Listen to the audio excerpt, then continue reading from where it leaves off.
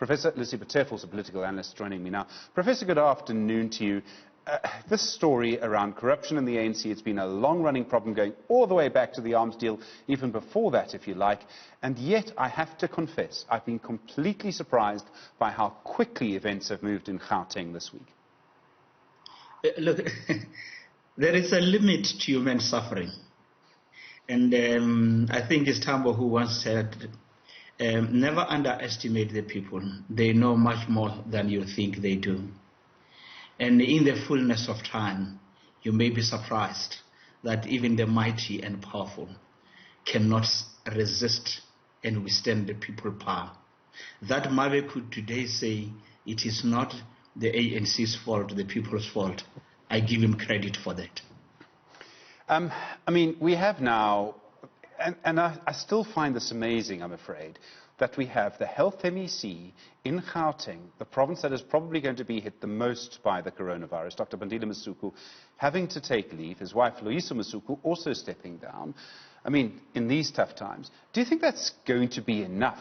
Or do you think there needs to be more action from the party? And I don't know what that action will be, because hanging over it all is VBS.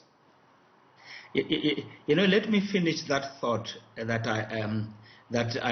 is connected to Mabe's comment that the people's mistake. And in here, I want to also quote the old man, Nelson Mandela, that should the ANC do to you what apartheid did to you, you must also do to it exactly what you did to apartheid. Maybe that's what Mabe is saying, that it is the people who must take responsibility for continuously and perpetually, in the face of sufficient evidence that the ruling party has run its course, but they still voted in. Right, that's one. The other point, the question raised now is the one that says, is it enough that people should be suspended? After suspension, then what? Suspension with pay, legally speaking, you may be correct. You may say it's the right route to go. But we have heard those many a times. And what worries me most is how long it takes to conclude matters. Last night we were talking about Pahlani. It took almost 3 years, a man getting his salary. And he's not alone. There are those who are going for 5 years getting their salaries. So I'm not sure how far we are going with these processes. And you have commissions, they make recommendations, and recommendations remain recommendations. At the funeral for Andrew Mlangeni this week, and we talk about people who did so much for our freedom, but when Andrew Mlangeni's funeral heard a call for the idea that a decision by the party's integrity committee to be made binding. At the moment, the National Executive Committee can still change that decision. In other words, if the integrity committee found against someone, that person would be out of their position. Would that be a good starting point for renewal? Would it be enough? Are there other things that the ANC needs to do? Do you think it's not possible? Well, as a teacher, Steve, I'm always tempted to, and a senior student of philosophy, to refer to my experience, that somebody by the name of Shakespeare would say, words full of sound and fury, but without meaning. Who's saying we need now to give enough power and teeth to the commission? It is the same people when the proposal was made, they shut it down. When they lose power, they propose otherwise. When they are caught on the other side of the law, they propose otherwise. So there is no consistency. I mean, the Integrity Commission, really, it ought to have done a good job, coupled with the seminal document through the eye of the needle. But it's political factions that render all these things inconsequential.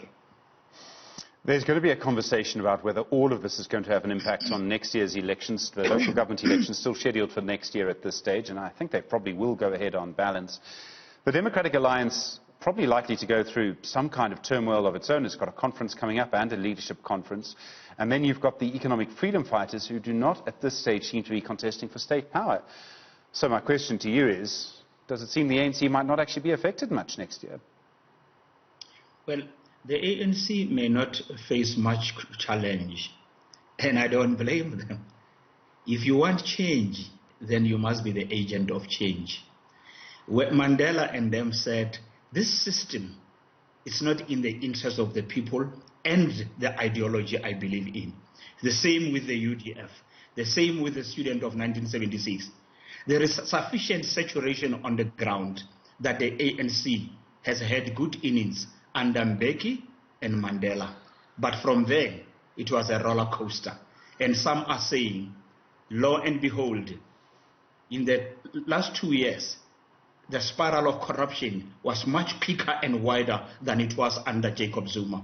Lo and behold, people are beginning to say, if Ramaphosa doesn't manage it well, he might find himself in that inglorious spot whereby some begin to say the remaining 5 years or 3 years are no longer worth the wait. Therefore, people power or active citizenship should manifest itself. And I think it's about time people take responsibility for their own destination. Whichever way it goes, there are good men in the ANC, men and women in the ANC, good men outside the ANC, not belonging to any party, but who feel the time has come that there must be some rupture of form and something new must be born. Professor Lesiba Teffo, thanks very much indeed. Very powerful words in many ways. All right.